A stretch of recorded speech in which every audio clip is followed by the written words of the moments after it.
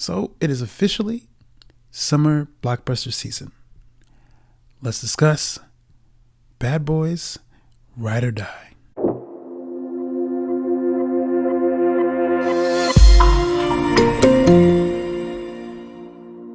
I decided on a whim that I would just go out today and watch the movie. I felt like I was probably going to see it fairly soon, but I had some time today. It is a work day for me. In the morning, I had time I did some work, and I said, you know what, let me just get a ticket for this matinee show.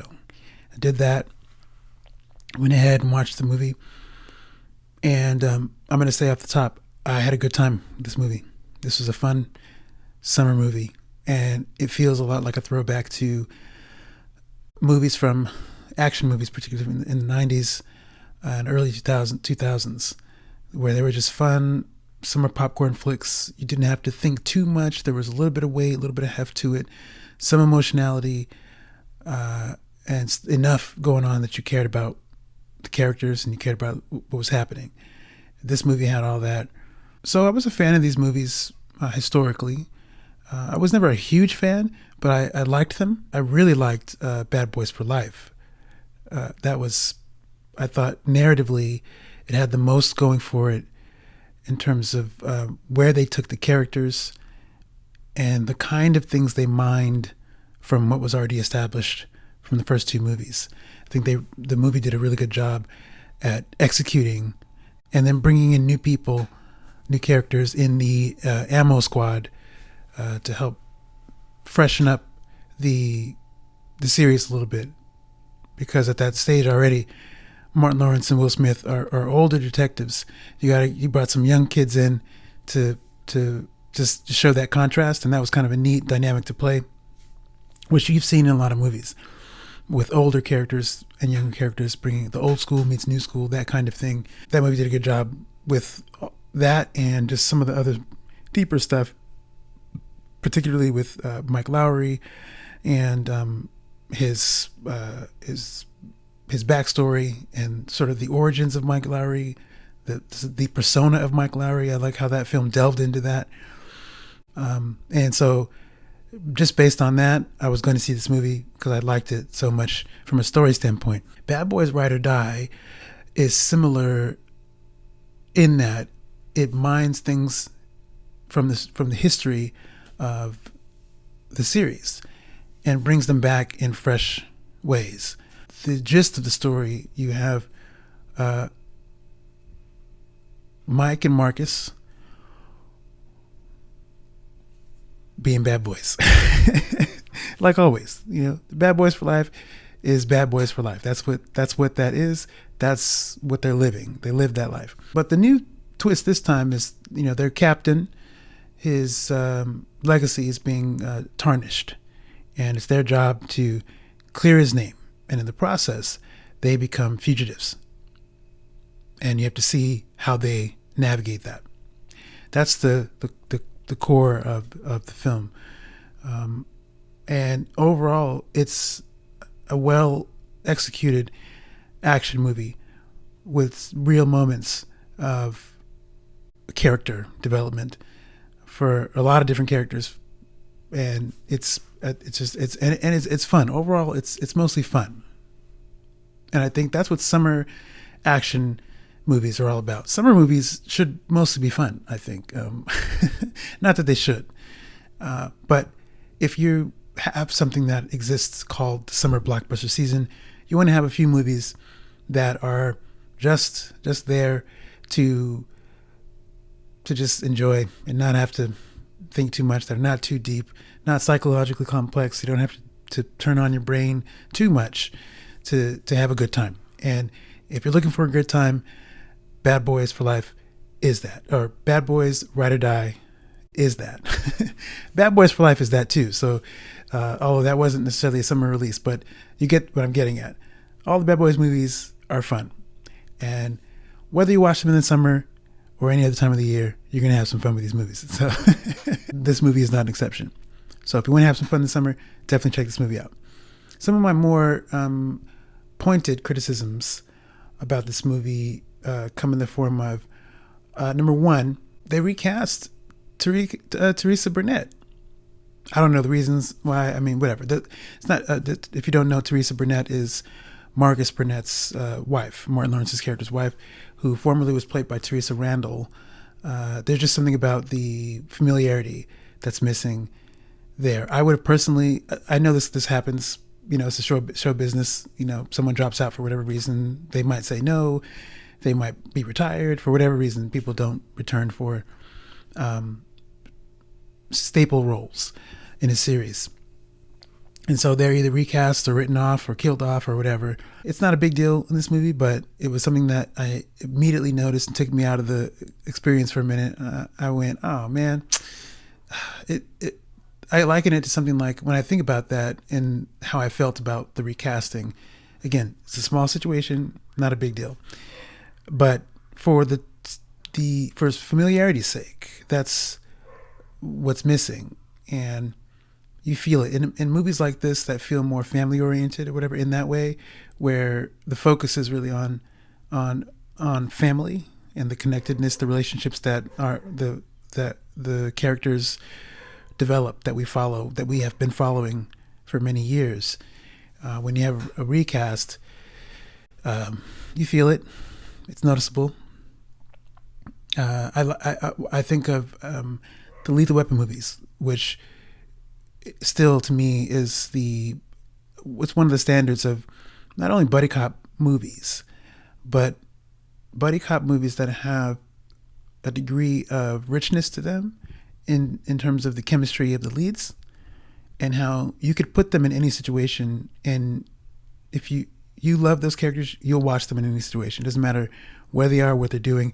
If they're together, it works. It's just going to work because the chemistry is just that. It's something, there's an alchemy in there that it's just you can't put a price on that really. If you love that, you're gonna see it. And I think the same is true in these movies. The Lethal Weapon movies are, that's as family buddy cop situation as can get. It's probably one of my favorite buddy cop situations, not just for Riggs and Murtaugh and the relationship, the bond they have, the love they have for each other, but also their families, and how in all those movies, everybody, since the first movie, they've all consistently showed up and they've been there. And it just feels more like they're an extension of, you get to spend time with the family in every movie. And the fact that Teresa was recast makes it feel a little bit off for me personally. That's just me. Again, I'm making a little bit of, it's not a big deal at all, really. It's just that, but I would have preferred if they'd written her out for this movie, like, oh, she's visiting, her sister somewhere in Mississippi, whatever, this, so that it didn't feel unfamiliar with her. It didn't, Anyway, you get what I'm getting at. That's a side thing, really. It's not important. The other thing I questioned in this movie was Mike settling down. And it's not that he settles down, is the way it's presented. So there is a wedding, and we get to see the delivery of the vows. Or it's really one-sided, really. You see Mike's bride deliver her vows, but you don't see Mike deliver his vows. And I think, again, this is another small thing. Personally, it felt like it robs the audience of showing Mike's growth and showing Mike willing to step into this new phase as a married man. And it doesn't give the audience the chance to see him committing to that. And I think vows are a key thing in any movie where you see people getting married. Most of those, you see both parties delivering some vows. And to me, that always shows a willingness from both people to commit to each other and to their next situation. The fact that we never get Mike delivering his vows is a missed opportunity, I think, just from a character perspective. And again, maybe that's too sappy. You don't want to see Mike being sappy and junk. I don't know what it is, but I don't know if that's fully a good explanation either, because there's plenty of moments where Mike is allowed to be human, particularly in these last two movies. That comes up more often. These characters are feeling more human as they're older, and they are experiencing other things in life as they continue to go about their lives as detectives. But they're more fallible and they're more relatable. And the movie gives a lot of room for Mike to be that way in other ways. I would have liked to have seen that with this it's a big thing for Mike Lowry to settle down. So to have him deliver vows would have underscored his like commitment to this idea, this institution of marriage, or whatever you want to call it. He's buying into this now. He's settling down. He's not going to be the player. He's going to be a husband now. And I would have liked to have seen him have that. Something else I questioned in terms of the logic of what's happening. There is a scene where a hostage notices an injury on one of the villains, and they ask about this injury.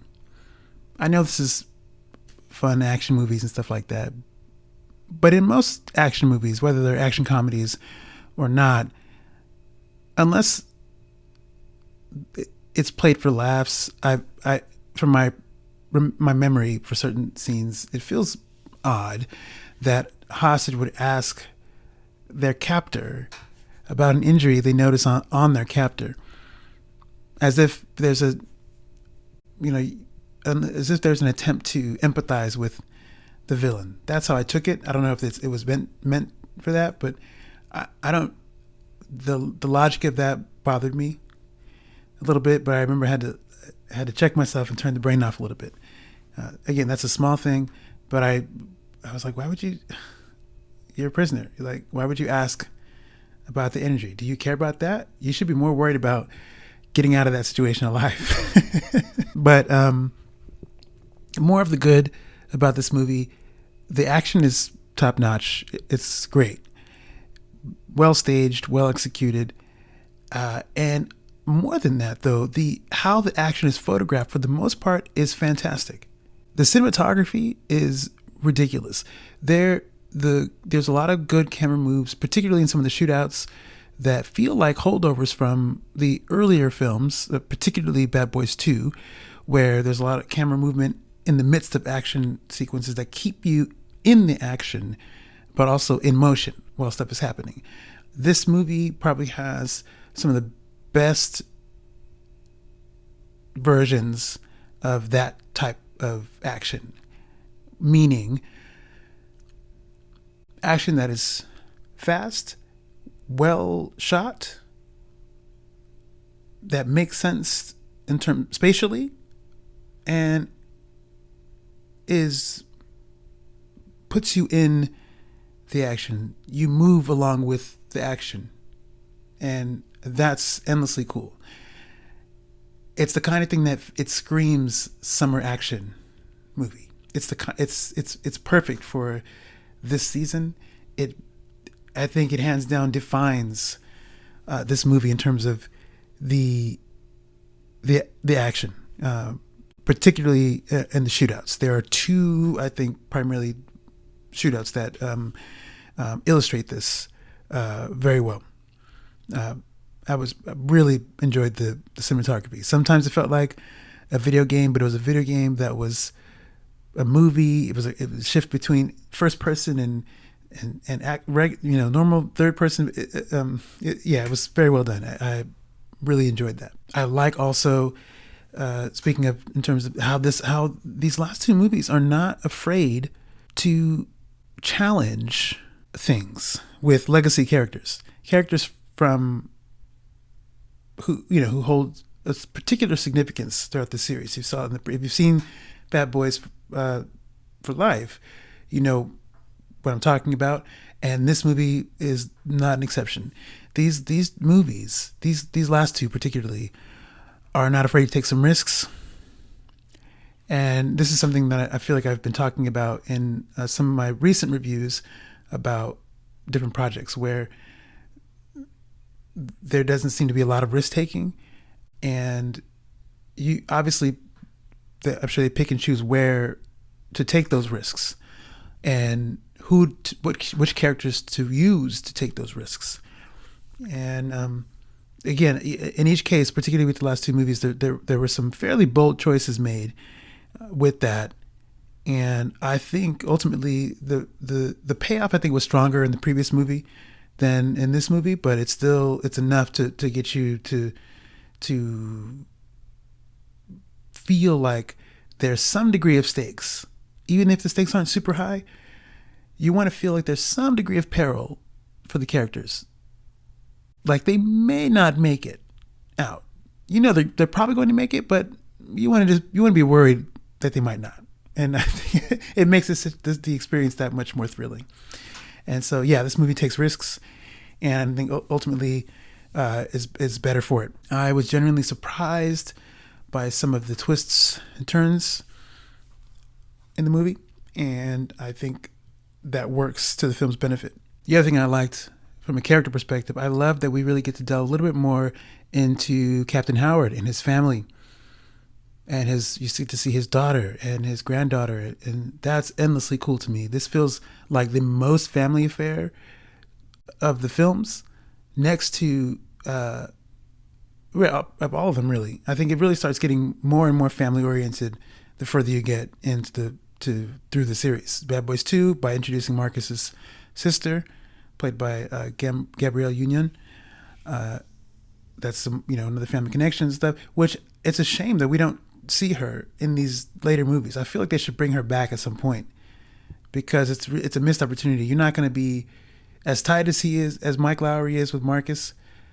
The fact that you never see Marcus's sister again is it feels odd to me. Family affair stuff. This feels like you got all sorts of family tie things jumping off with Mike Lowry and his son from the previous film. You got Marcus, obviously, and his family with the kids and the grandkids and stuff in the mix. And now the captain, who we knew, had a family. He'd see his daughter on the case as a marshal, and he'd see his granddaughter, and it just feels like it's serious business. So that's really cool to delve deeper into that and see what's cool. I like the conflict that comes up between our heroes within that. We got Captain's daughter is not particularly thrilled with Mike, because if you've seen the previous movie, you know what time it is, why. There's that little bit of tension going on, and that adds some drama to the proceedings, and you have it plays well throughout the situation. There's conflict between Will Smith's character, between Mike and Armando, and that's great stuff. And then you have Marcus in the middle trying to make everything smooth, and it makes for great comedy and also great drama, and together it usually hits. It doesn't always work, but it usually does, and that's enough to make it work. Overall, this was a really good, fun movie. I think, look, Bad Boys are back. I'm probably going to watch it again at some point. I want to now watch the earlier movies again. I hadn't seen them in a while, and probably talk about them at some point. But I liked it. I'm curious to know if you liked it, if you're thinking about seeing it, what time is it for you?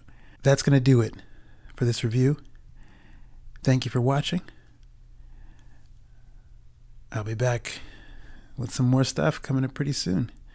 In the meantime, I'm getting out of here, so take it easy.